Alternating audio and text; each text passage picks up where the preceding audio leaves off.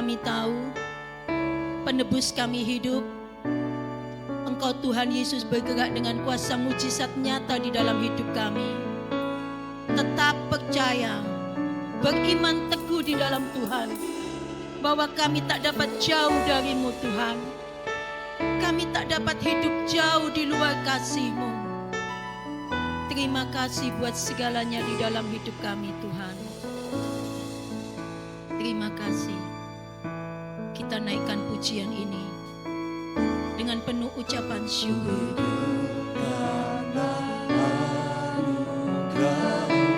Amin. Haleluya. Tiada satu pun dapat kubanggakan, semua karena cinta-Mu. Ini hidupku, bimbing jalanku. Yesus, Yesus pegang erat-eratku, ku tak dapat hidup di luar kasih-Mu. Jangan tinggalkan aku, Engkau alasan selamaku hidup. terima kasih Tuhan. Kasih-Mu dan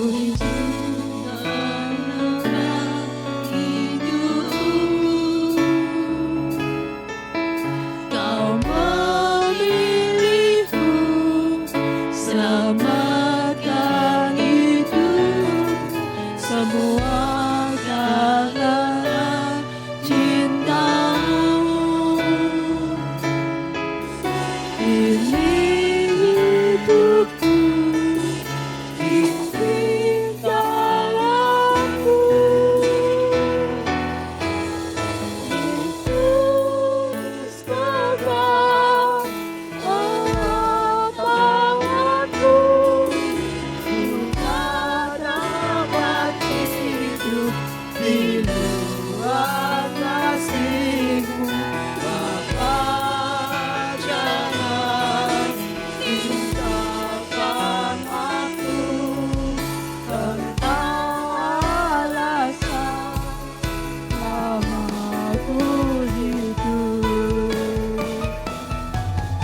Yesus pegang erat-eratku, ku tak dapat hidup di luar kasih-Mu. Bapa, jangan tinggalkan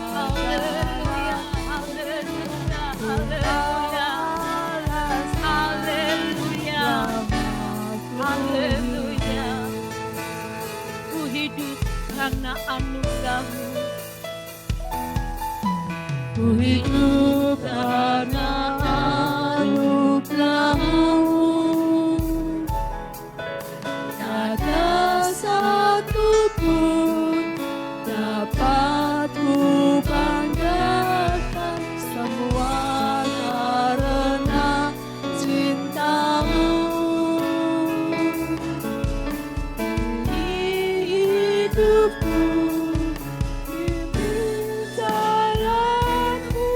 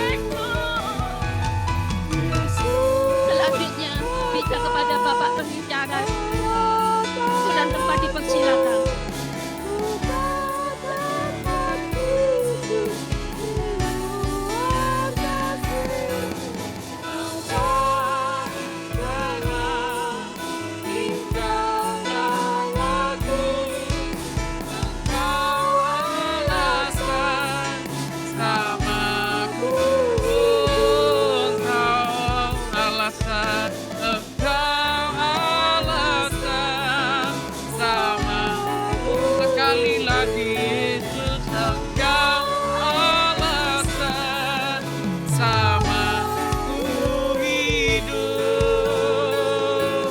Haleluya, haleluya, kau alasan kami boleh ada. Terima kasih, terima kasih.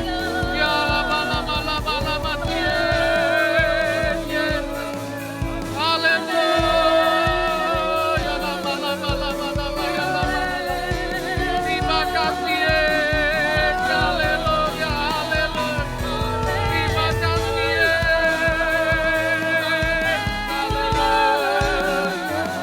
Yes, ya lama lama lama yes. Haleluya, haleluya, haleluya. Terima kasih, yes. Terima kasih, terima kasih. Terima kasih Tuhan. Kami boleh ada semua karena kasih-Mu Tuhan. Karena pengorbananmu, karena Engkau yang sudah menang atas maut. Dan kami percaya saat ini kami kami mau menyorakan kemenangan-Mu di dalam nama Yesus. Terima kasih Tuhan, haleluya, terima kasih. Terima kasih buat kemenangan yang Tuhan sudah kerjakan. Dan kiranya Tuhan terus beracara dalam ibadah ini Tuhan. Dari saat hamba-Mu juga Tuhan menyampaikan firman, Tuhan juga yang kiranya mengurapi, Tuhan yang berfirman memberikan setiap isi hati-Mu, sehingga setiap kami yang pulang membawa berkat daripada Engkau saja. Terima kasih Tuhan. Kami mulaikan firman ini hanya di dalam nama Tuhan Yesus Kristus. Haleluya. Amin. Oke, Bapak Ibu Saudara, tanpa berlama-lama, saya ingin menyampaikan satu firman Tuhan. Dan boleh saya katakan Bapak Ibu Saudara, kalau saya percaya ibadah kali ini diberkati Tuhan. Siapa yang percaya ibadah ini diberkati Tuhan? Saya boleh saksikan satu hal ya Bapak Ibu Saudara. Ketika saya menyampaikan satu judul firman hari ini, saya sebenarnya kemarin tuh agak lupa tanya tema utamanya apa kepada Bapak atau Ibu Gembala. Saya benar-benar mohon maaf waktu itu lupa bertanya. Dan ketika saya menyiapkan, saya nggak tahu terngiang-ngiang satu kata, yaitu pemenang. Dan ketika saya lihat tadi dari lagu-lagunya, dan saya lihat tiba-tiba di kiri gitu ya, ternyata temanya sesuai dengan apa yang saya mau bawakan pada saat malam hari ini. Dan saya percaya oleh sebab itu kiranya Tuhan memberkati kita ya. Dan malam hari ini saya ingin menyampaikan satu judul, yaitu kemenangan di luar pikiran ya. Kemenangan di luar pikiran. Oke, kita akan baca ayat ini bersama-sama dan kita mau aminkan ayat ini ya. Kita akan baca dalam Roma 8 ayat 34 dan 37 dan ini dalam versi terjemahan sederhana Indonesia. Dan hal apa yang masih bisa mengancam kita? Tidak ada, karena Kristus sudah mati bagi kita. Bahkan Dia juga hidup kembali dari kematian dan sekarang duduk di tempat paling terhormat di sisi Allah, yaitu di sebelah kanannya. Dari situlah Dia membela kita dan berdoa untuk kita. Tetapi dalam semua hal kita mendapat kemenangan sempurna melalui Kristus yang sudah menyatakan kasih-Nya yang luar biasa kepada kita. Mari kita beri tepuk tangan yang terbaik buat Tuhan ya. Puji Tuhan.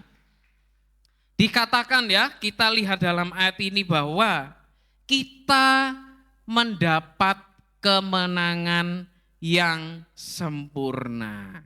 Ya. Nah, Bapak Ibu Saudara, saya ingin tunjukkan satu gambar yang familiar pasti buat kita. Nah, ya. Pada tahu ini gambarnya apa Bapak Ibu Saudara? Tahu? Ini adalah ciri khasnya Madura ya. Ya. Jadi sebenarnya begini Bapak Ibu Saudara, saya itu pecinta bebek ya. Dan istri saya kebetulan kok sukanya sama begitu ya.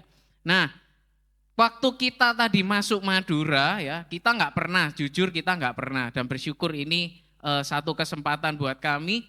Dan waktu setelah lewat Suramadu, kita disambut dengan banyaknya persaingan bebek di Madura begitu ya. Semua bebek ya. Tetapi saya boleh katakan seperti ini ya. Banyak orang mungkin tidak pernah ke Madura, tapi pernah merasakan enaknya bebek Madura. Ya. Dan inilah yang menjadikan Madura itu bisa dikenal di tempat-tempat lain, ya. Meskipun ya, mungkin kalau kita bandingkan dengan kota-kota besar, memang mungkin ya, bukan kota yang besar, bukan sesuatu yang bisa kita lihat banyak gedung pencakar langitnya banyak.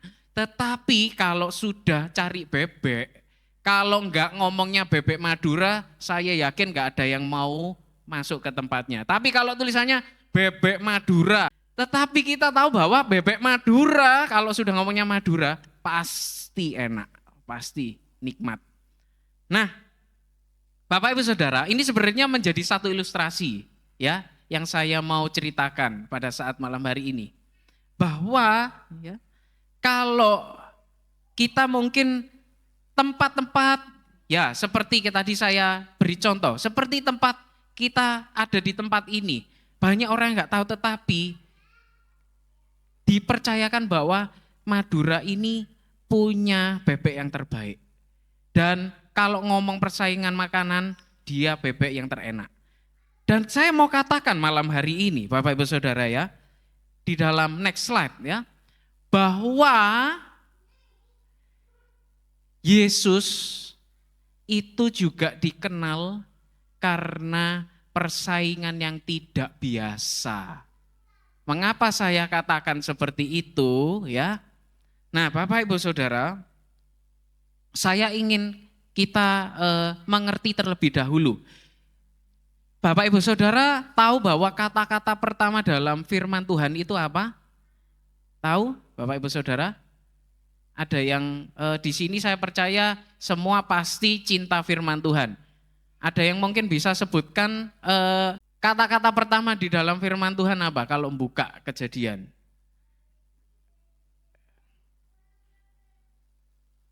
Pada mulanya. Nah, Bapak Ibu Saudara, saya ingin ceritakan terlebih dahulu untuk kita mengerti bersama-sama.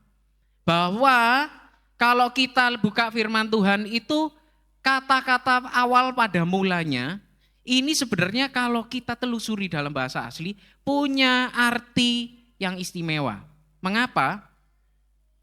Dalam bahasa aslinya, bahasa Ibrani Bapak Ibu Saudara ya, bahasa kata-kata pada mulanya itu memakai kata Bereshit.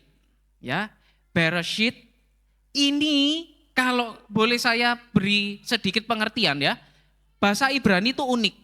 Kalau kita bahasa Indonesia gitu ya, satu huruf itu ya sudah artinya ya cuman A begitu ya, enggak ada arti lain. Tetapi Ibrani ini unik. A, mungkin saya kasih gambaran yang lebih gampang. Huruf A itu punya arti, B itu punya arti, C itu punya arti sampai Z. Tetapi mereka punya abjad sendiri dari alef sampai taf. Ya, nah saya ingin beri kita pengertian secara singkat saja bahwa kalau kita sebenarnya lihat dalam kata-kata Bereshit ini, dikatakan dalam satu kata ini dengan beberapa huruf, yaitu ada bar, ada alef, ya di situ ada bahasa Ibrani, Bapak Ibu Saudara bisa lihat sendiri ya. Tetapi saya ingin memberikan sedikit gambaran yang singkat saja. Ada bara, resh, alef, ya, ada shin, ada taf di situ. Semua ini menjadi satu meaning, satu arti yang kita sebenarnya sudah tahu ada satu maksud di dalam satu kata ini. Apakah itu? Saya ingin kasih kita sama-sama pengertian ya. Bahwa Bereshit ini pertama ada kata bar di awal, artinya itu sun. anak. Lalu ada di situ ada E-nya itu sebenarnya dari Alef gitu ya, tetapi karena digabung jadi E gitu ya. Nah, Alef ini menggambarkan sebenarnya artinya adalah Bapak. Lalu Shin itu artinya adalah dihancurkan. Ya. Lalu Yod itu mungkin kalau dalam kata Bereshitnya itu minjam I-nya karena digabung ya. Yod itu artinya tangan dan Taf T-nya itu artinya adalah salib. Ya mungkin kalau saya ibaratkan karena T ini kan kayak salib kalau kita perpanjang sedikit ya. Tetapi kalau dari huruf aslinya itu sebenarnya bentuknya memang salib awalnya ya. Nah, sebenarnya kalau kita artikan satu huruf Bereshit, satu kata Bereshit itu sudah punya arti, yaitu apa? Saya tadi sudah gambarkan dan saya gabungkan bahwa anak Allah harus dihancurkan di atas kayu salib. Dan inilah yang saya boleh gambarkan juga bahwa sebenarnya Yesus itu sudah ditakdirkan dari awal. Dia memang harus mati di atas kayu salib untuk menjadi pemenang. Ya. Jadi Yesus pun dia dari awal sudah ditakdirkan bahwa dia harus mati di atas kayu salib untuk menjadi pemenang. Ya. Dan hal ini kita harus mengerti mengapa Bapak Ibu Saudara. Karena kalau kita sekarang sudah mengerti sebenarnya ya, kita sekarang jadi paham bahwa ya saya mau dikatakan nasib yang ditentukan adalah memang Yesus itu harus mati untuk jadi pemenang. Tetapi masalahnya kalau kita lihat ini adalah hal yang justru bagi orang-orang Yahudi ini satu hal yang bodoh dikatakan. Ya, saya bacakan sedikit dalam ayat ini. Sebab pemberitaan tentang salib memang adalah kebodohan bagi mereka yang akan binasa. Tetapi bagi kita yang diselamatkan pemberitaan itu adalah kekuatan Allah. Nah, ini yang saya tadi katakan, makanya pemenang yang saya tadi beri judul hari ini, kemenangan yang di luar pikiran. Mengapa? Karena salib bagi orang Yahudi itu hal yang sebenarnya bukan ciri-cirinya raja yang mereka nanti Mesias. Mereka menantikan satu raja yang kuat, yang bukan lemah, bahkan matinya bukan di atas kayu salib. Karena bagi orang Yahudi, kalau mati di salib itu adalah kutukan. Bapak Ibu Saudara baca itu di kitab Ulangan, jelas dikatakan. Orang yang mati di atas kayu salib itu dikutuk. Ya, mereka bilang seperti itu. Dan mereka berpikir bahwa Yesus ini kalau memang raja seharusnya tidak disalib. Tetapi kita juga tahu bahwa nasibnya memang harus disalib. Dan justru karena disalib dia mengerjakan kemenangan buat kita semuanya. Haleluya. Ya. Nah, Bapak Ibu Saudara, saya ingin jabarkan oleh sebab itu pada saat hari ini kemenangan-kemenangan apa yang Yesus kerjakan di balik hal-hal yang dianggap bodoh ini. Ya, oke. Nah, saya katakan tadi ya, ada kemenangan luar biasa di balik salib yang hina. Dan kita mau melihat yang pertama, kemenangan atas ikatan. Ini adalah kemenangan yang dikerjakan di atas kayu salib. Ya, oke. Saya akan bacakan buat Bapak Ibu Saudara semuanya. Kolose 2 ayat 14. Dengan menghapuskan surat hutang yang oleh ketentuan-ketentuan hukum mendakwa dan mengancam kita. Dan itu ditiadakannya dengan memakukannya pada kayu salib.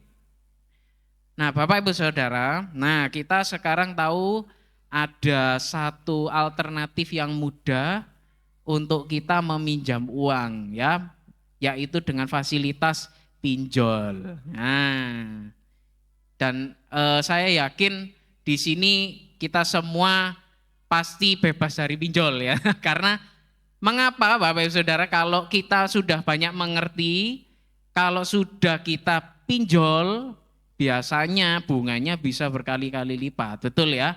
Dan ini yang terjadi di tempat saya ada beberapa, saya percaya di sini tidak ada, puji Tuhan ya.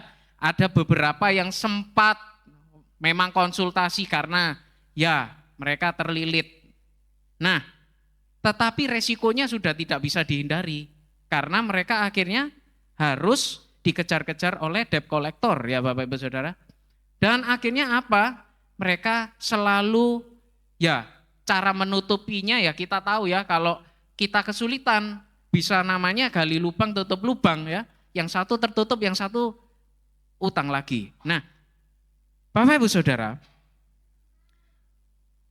dosa dalam hidup kita, boleh saya katakan itu juga seperti hutang dalam hidup kita. Betul ya, Bapak Ibu Saudara? Kita di sini mungkin saya tidak tahu ya. Saya yakin di sini semua dari kita tidak ada lagi yang sudah terikat oleh dosa. Tetapi saya ingin katakan bahwa dari kita tidak ada yang sudah sempurna, betul ya? Masih ada pergumulan dalam hidup kita. Dan saya aminkan ini karena firman Tuhan juga ada kisah di mana waktu anak muda datang kepada Yesus, dia bilang, Yesus, apa yang saya harus kerjakan supaya saya dapat sempurna? Dia bahkan ditantang sama Yesus, kamu harus ini. Dia bilang, semua sudah saya lakukan. Tetapi Yesus bilang, persembahkan semua kekayaanmu, sumbangkan buat orang lain. Dia bilang, angkat tangan, saya menyerah. Arti yang saya lihat dari itu adalah, dari kita ini tidak ada satupun yang sudah tidak punya pergumulan dalam hidup. Ya, mungkin dari kita masih ada hal-hal yang kita pergumulkan. Atau boleh saya bilang, menjadi ikatan dalam hidup kita. Nah, tetapi malam hari ini kita mau aminkan bahwa Yesus memampukan kita untuk terlepas dari segala ikatan yang ada dalam hidup kita. Mengapa saya ingin ini boleh menjadi satu hal yang kita mau pegang malam hari ini. Ini sebenarnya kalau boleh saya pinjam kata-katanya, tetapi jangan kita artikan secara yang kita artikan yang sama. Yesus waktu ada di Taman Getsemani, saya tadi katakan, mohon maaf, saya pinjam kata-kata, Yesus juga mengalami satu ikatan yang dipergumulkan. Ya, ini bukan ikatan seperti kita, ya, ikatan yang membuat dia berdosa setiap hari, bukan. Tetapi Yesus pada waktu di Taman Getsemani, dia bergumul dengan keras untuk dia menggenapi tugasnya di dunia, disalibkan.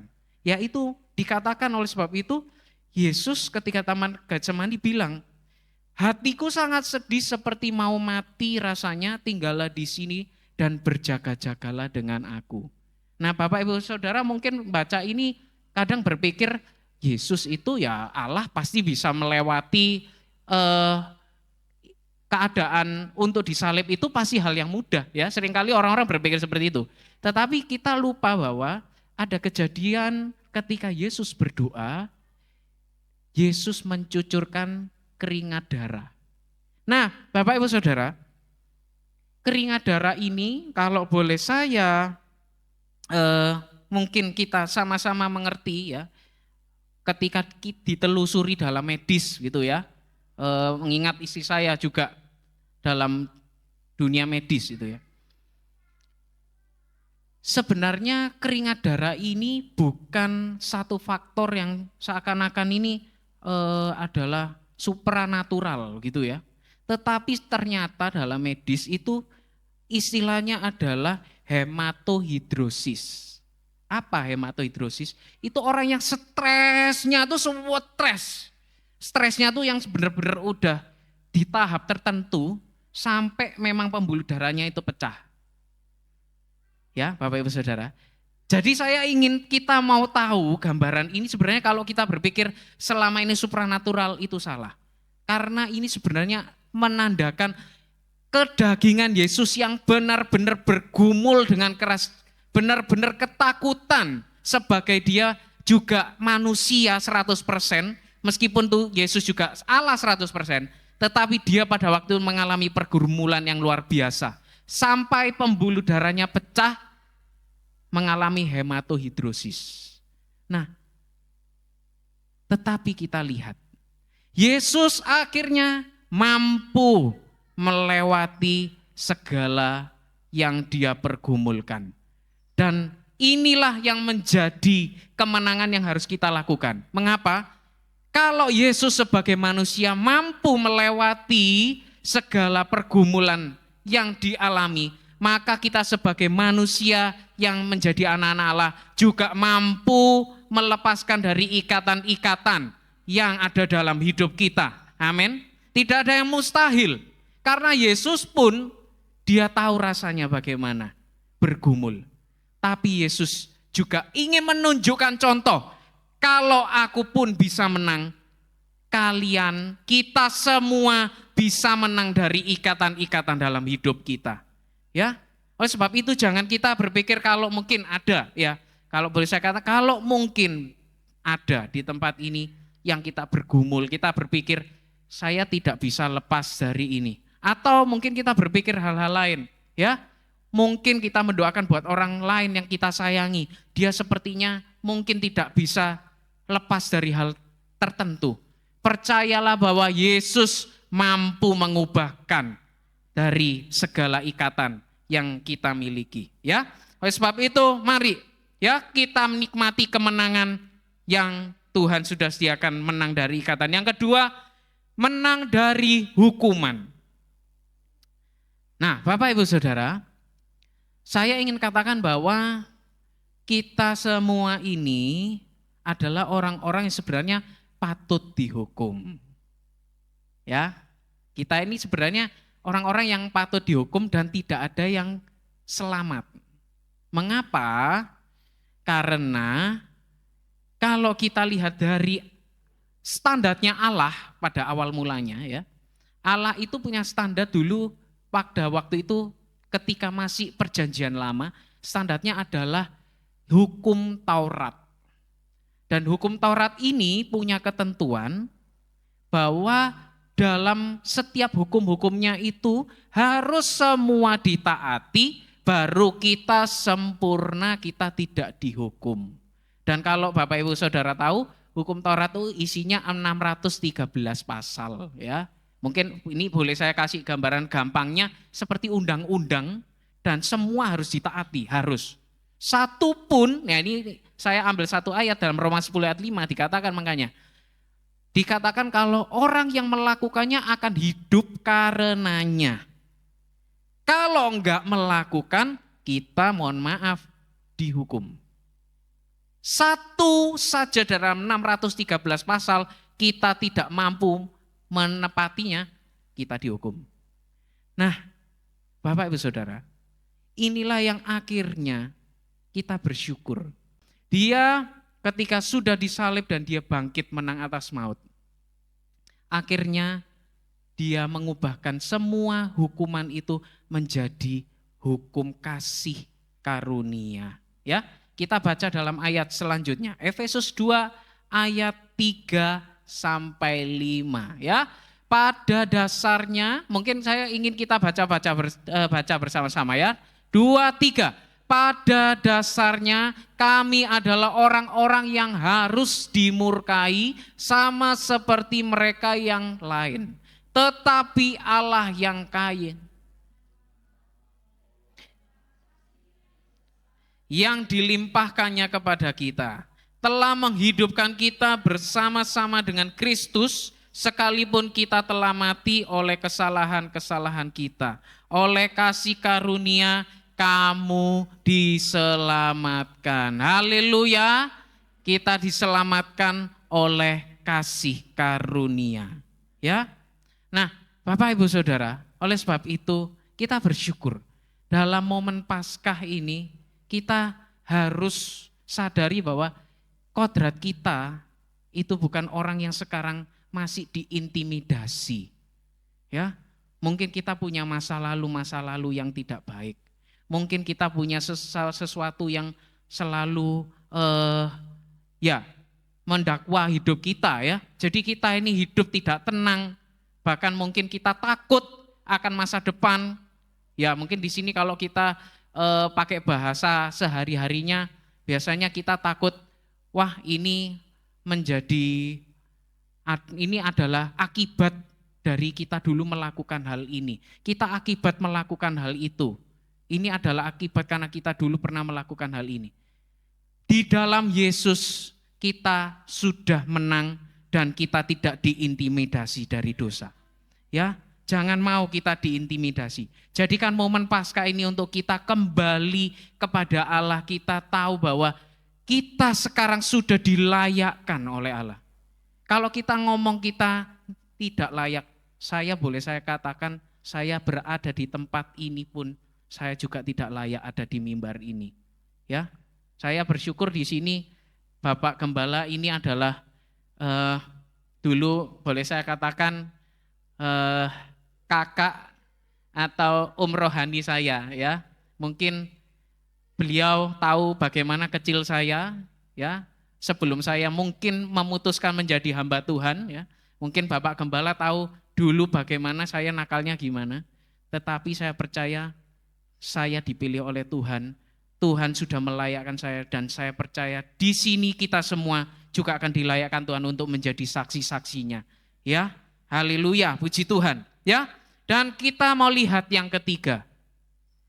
Kemenangan apa yang kita bisa nikmati dari kebangkitan Yesus? Yaitu kita sudah jadi pemenang. Amin. Ya. Tadi dikatakan dalam puji-pujian, kita lebih dari pemenang.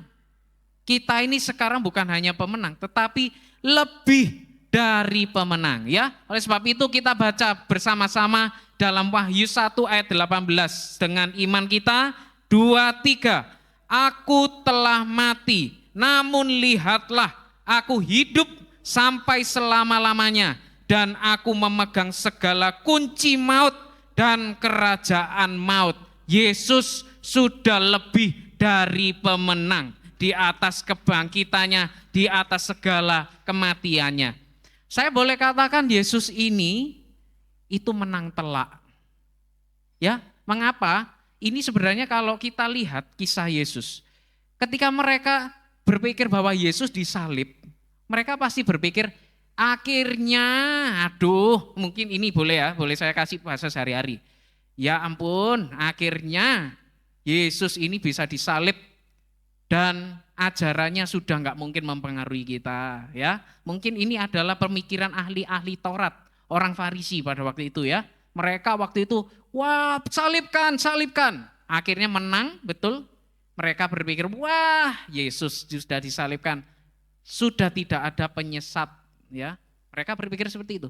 Tetapi kita lihat dalam ayat ini, ternyata Yesus menang telak. Dia bukan hanya sekarang bekerja di dunia alam yang ada di sini, tetapi dia memegang kunci kerajaan maut. Ya, dan dia sekarang bukan hanya menang di dunia, tetapi di dalam kekekalan Yesus sudah menang. Ya, dan inilah kita juga, kodrat kita saat ini, kalau kita boleh dalami lagi bahwa kebangkitan Yesus itu menjadikan kita juga lebih dari pemenang, Bapak Ibu Saudara. Ya. Dan oleh sebab itu saya ingin kita bersama-sama ya. Jangan sampai kita setiap kali Paskah ya, kita berpikir bahwa ya yang penting Paskah ini menjadi momen kita beribadah, kita menikmati kebangkitan Yesus. Dan setelah itu kita masih pulang atau mungkin dalam hari-hari yang ke depan ya, kita akhirnya kembali lagi berpikir bahwa wah sepertinya aku tidak bisa berubah. Wah sepertinya keadaanku tidak bisa berubah. Wah sepertinya saya pasti masih harus mengalami ini dan itu yang tidak bisa dihindari. Ingat Bapak Ibu Saudara, bahwa Yesus itu sudah lebih dari pemenang. Dan momen saat ini jadikan oleh sebab itu, Paskah hari ini menjadikan kita, iman kita untuk dapat menjadi orang yang mengubahkan hidup kita. Kita bahkan bisa menjadi orang-orang yang lebih dari pemenang untuk memenangkan orang lain. Ya, dan seboleh saya juga kita mengerti bahwa bagaimana kita bisa menang. Atau dikatakan tadi kita bisa jadi pemenang ini bagaimana? Yaitu kita harus memiliki kuasa Roh Kudus. Kisah 1 ayat 8 dikatakan, tetapi kamu akan menerima kuasa kalau Roh Kudus turun ke atas kamu dan kamu akan menjadi saksiku di Yerusalem dan di seluruh Yudea dan Samaria dan sampai ke ujung bumi. Kuasa di dalam ayat ini, saya mungkin percaya di sini kita sudah beberapa pernah mendengar. Kuasa ini memiliki arti dunamis, yaitu sama artinya kalau kita tahu dinamit, ya, yaitu kuasa yang bekerja dari dalam, yang ketika meledak saya percaya itu mampu menghasilkan satu kekuatan yang luar biasa. Dan oleh sebab itu dikatakan dalam ayat ini, kalau kita punya Roh Kudus, berarti kita punya kuasa. Tetapi yang istimewa dikatakan, kuasa ini kan menjadikan kita saksi di Yerusalem, Yudea, Samaria, dan sampai ke ujung bumi. Artinya apa? Bahwa kita tidak hanya memiliki kuasa untuk kita sendiri pribadi, untuk hidup kita sendiri menang dari segala masalah, menang dari segala ikatan, tetapi kita dapat memenangkan orang-orang yang ada di sekitar kita. Roh Kudus yang akan memampukan kita, ya, supaya kita menang dimanapun kita berada, kita menang. Dan inilah oleh sebab itu yang boleh juga kita nikmati. Roh Kudus ada di dalam hidup kita. Yesus berkata juga, ya, saya teringat Yesus bilang, adalah lebih baik kalau aku pergi, karena jika tidak, penolong itu tidak akan datang. Seorang penolong yang lain. Siapakah penolong yang lain? Yaitu Roh Kudus. Dan istimewanya Roh Kudus, ya boleh saya katakan dibandingkan dengan Yesus, ya, apa yang lebih istimewa? Roh Kudus itu ada di dalam setiap diri kita. Saat ini di Madura, ya, Roh Kudus juga ada di kota-kota lain. Roh Kudus mungkin ada di tempat-tempat saudara-saudara kita berada. Kalau kita bandingkan dengan Yesus, Yesus juga berkuasa. Tetapi kalau kita mau ketemu Yesus, berarti kita harus ke Yerusalem. Ya, oke, ini menjadi gambaran saja supaya kita mengerti bahwa hebatnya Roh Kudus dalam hidup kita itu apa sih? Roh Kudus itu menyertai kita dimanapun, kapanpun kita berdoa, kita perlu Tuhan. Dia ada bersama dengan kita. Dan di situ dia akan mengerjakan kuasanya yang luar biasa dalam hidup kita. Haleluya. Ya. Saya ingin beri satu kata-kata terakhir untuk kita semua. Ya. Kematian dan kebangkitannya memberi kemenangan yang di luar pikiran kita. Bapak Ibu Saudara, malam hari ini apa hal yang masih mungkin kita takutkan atau hal-hal yang seakan-akan mustahil dalam hidup kita? Mari kita amini bahwa kuasa kebangkitannya sanggup melakukan perkara yang luar biasa. Tidak usah kita takut keberadaan kita saat ini, kondisi kita saat ini. Bahkan saya juga percaya di tempat ini pun Tuhan mampu memakai setiap kita untuk menjadi saksi di luar. Ya, tadi saya sedikit bercerita mendapat kesaksian dari Bapak dan Ibu Gembala bahwa tempat ini menjadi satu mujizat, ya. Boleh kita menikmati semua fasilitas yang ada. Dan saya percaya bahwa Tuhan masih belum berhenti bekerja. Tuhan akan terus bekerja buat kita semua yang ada di tempat ini. Ya, kemanapun kita pergi, amini bahwa Yesus bersama dengan kita. Roh Kudus ada bersama dengan kita. Dan dia sanggup melakukan perkara yang luar biasa. Haleluya, mari kita sama-sama bangkit berdiri. Oh, haleluya, terima kasih. Terima kasih. Kita bersyukur, mari kita bersyukur. Terima kasih Tuhan, terima kasih. Oh, terima kasih Tuhan, kami percaya momen Paskah ini. Oh, ada sesuatu yang luar biasa yang Tuhan kerjakan dalam kehidupan kami Tuhan. Oh, haleluya. Terima kasih Yesus. Terima kasih. Terima kasih. Terima kasih oh. Oh,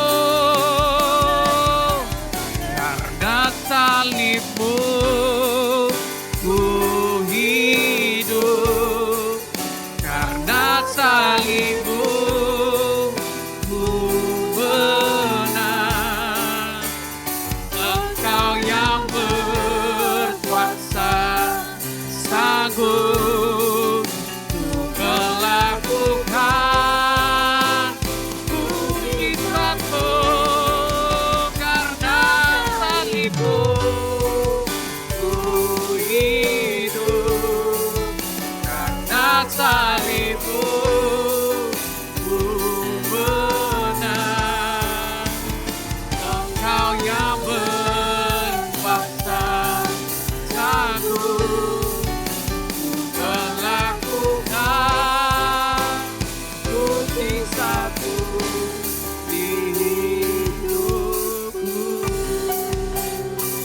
percaya bahwa keberadaan kita di tempat ini tidak menjadi batasan untuk kita bisa jadi berkat.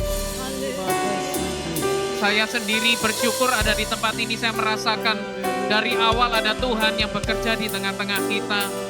Dan oleh sebab itu mari kita mau percaya bahwa Tuhan sanggup memakai setiap kita untuk menjadi berkat. Pamekasan bukan menjadi batasan untuk Tuhan bekerja. Madura tidak menjadi batasan untuk Tuhan bekerja. Karena Tuhan sanggup memakai kita menjadi saksi sampai ke ujung bumi. Haleluya. Terima kasih ya lama. Haleluya.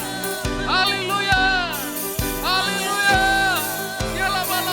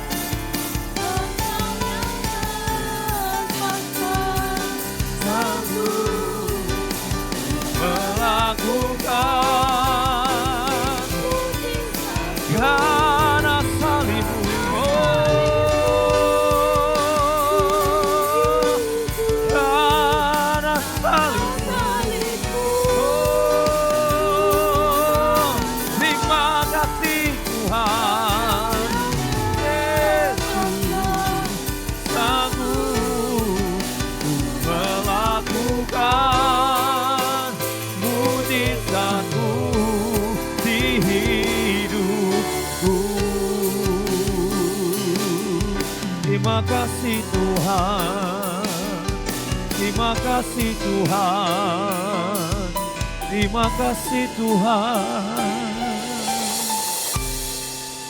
Hati kami penuh dengan limpah Tuhan, hati kami penuh dengan ucapan syukur.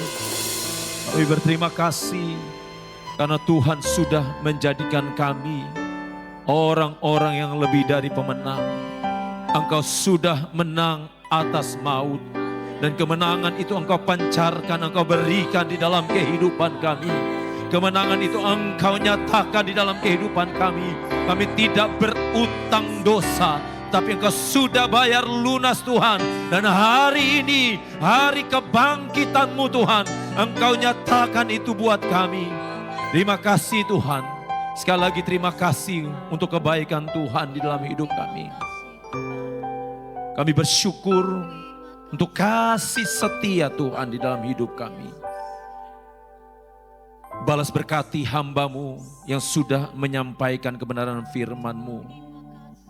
Bapak Pendeta Yosef Kostoro, Tuhan Engkau memberkati dalam pelayanannya. Tuhan memberkati bersama dengan istri, keluarga besar, Tuhan Engkau memberkati. Apapun juga Tuhan yang dilakukan, Tuhan Engkau buat berhasil ya Tuhan. Terima kasih Bapa di sorga, memberkati setiap umat-umat Tuhan, memberkati anak-anak-Mu yang sudah hadir, yang sudah melayani Engkau ya Tuhan. Terima kasih Bapa di sorga, terima kasih. Kalau sebentar umat-Mu akan pulang sertai di perjalanan tibakan dengan selamat. Tuhan memimpin ya Tuhan. Demikian juga dengan hamba-Mu yang akan kembali ke Malang. Tuhan juga sertai di perjalanan. Tuhan tibakan dengan selamat. Mari saudaraku, angkat tangan-Mu dan terimalah berkat Tuhan. Tuhan melindungi engkau. Tuhan menghadapkan wajah-Nya kepada engkau dan memberi engkau damai sejahtera.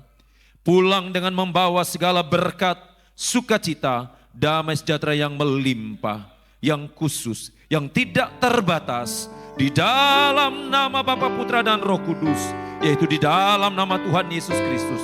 Sama-sama kita yang percaya katakan, amin. Tuhan memberkati.